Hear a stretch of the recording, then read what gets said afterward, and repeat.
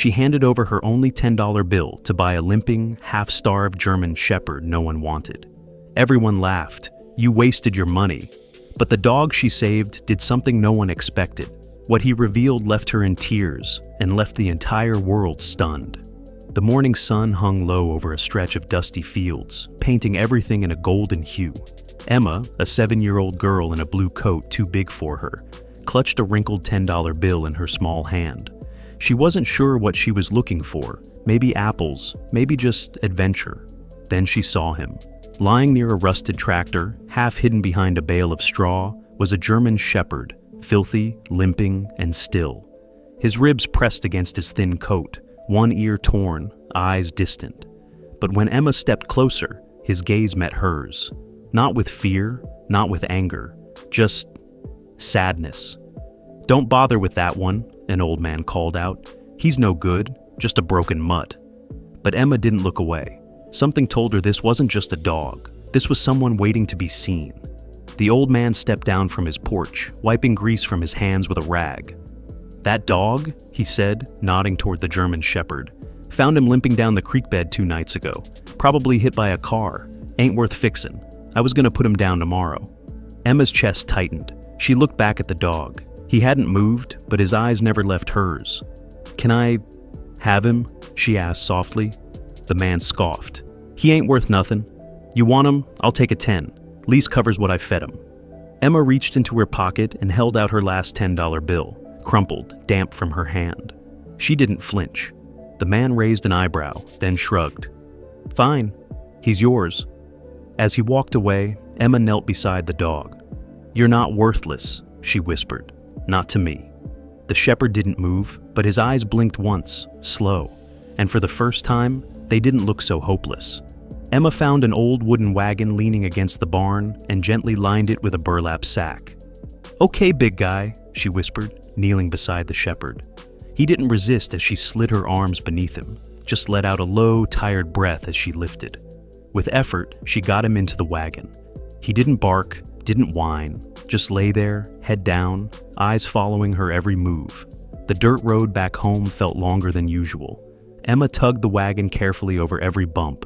A few cars passed, but no one stopped. She kept looking back, checking on him. "Almost there," she whispered, though the dog never made a sound. As they rolled up the gravel path to her family's small farmhouse, her mom opened the door, surprised. "Emma, what?" "I bought him," Emma said softly, her hand resting on his paw. And though the dog said nothing, his eyes, once so empty, seemed to hold something now. Maybe trust. That evening, Emma set up a blanket in the barn beside her favorite haystack. She brought an old bowl filled with water and another with leftover chicken and rice. The German shepherd didn't move at first, just lay there, watching her. She dipped her fingers into the bowl and held them near his nose. Slowly, cautiously, he licked the water. Then another lick, and another. Emma smiled. "See? You're safe now?" She returned with a first aid kit. Her hands trembled as she dabbed antiseptic onto the cuts on his leg. He flinched but didn't pull away. For a dog that had every reason to bite, he didn't. That night, Emma lay curled beside him, her tiny fingers resting gently on his paw. He didn't sleep much, but he didn't growl either. The barn creaked, the wind whispered through the cracks. And for the first time, in what felt like forever, the dog closed his eyes willingly. By morning, the shepherd had shifted. He sat upright, ears alert, eyes sharper than before. Emma tiptoed in with a warm biscuit and knelt beside him. "Hey," she whispered, holding it out. This time, he took it gently from her hand. She giggled. "You need a name. I can't keep calling you boy." She studied him as he licked crumbs from his whiskers. Then it came to her. "Shadow," she said, "because you're quiet, and you don't leave."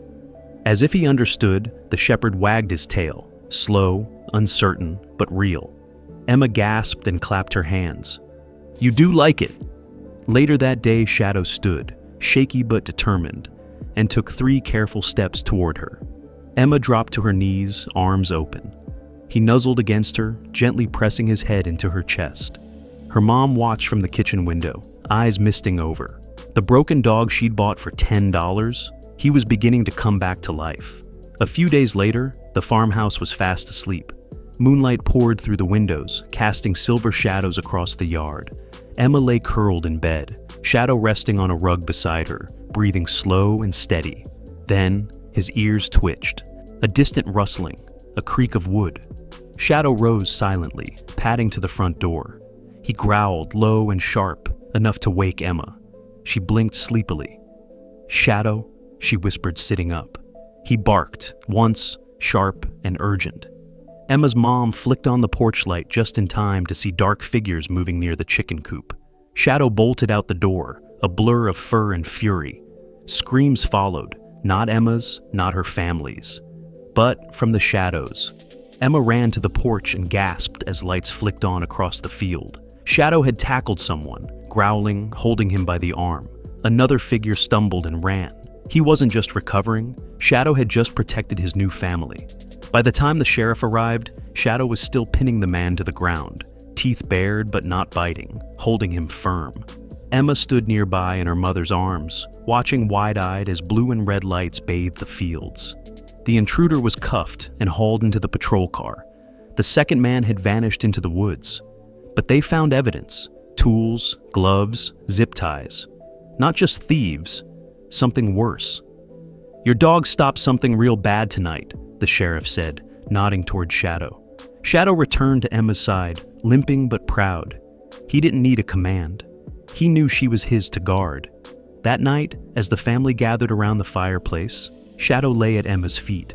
She stroked his fur gently. "You saved us," she whispered. He looked up, eyes soft, then rested his head on her toes. The dog she paid $10 for?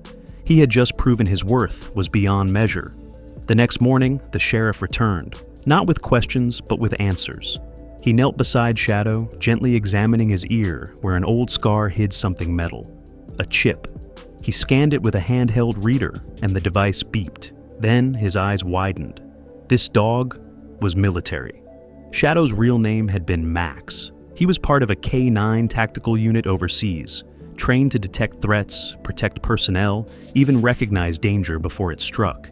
He'd been injured in an ambush, deemed unfit for duty, and somehow got lost in the system. Abandoned. "He shouldn't even be alive," the sheriff muttered. Emma knelt beside him. "His name is Shadow now," she said proudly. "He saved me." The sheriff smiled. "Seems he's right where he belongs." The story made its way to local news. Soon people were calling, offering money to adopt Shadow. But Emma only had one answer. "He's not for sale. He already chose me." People offered money, lots of it. One man waved a check for $5,000. "Name your price," he said. Emma didn't even look at it. "He's not a thing," she said softly. "He's family." Shadow stayed close, calm, as strangers praised him. But when the crowd left, he nudged Emma's hand like he always did. Quiet, loyal, still just her dog.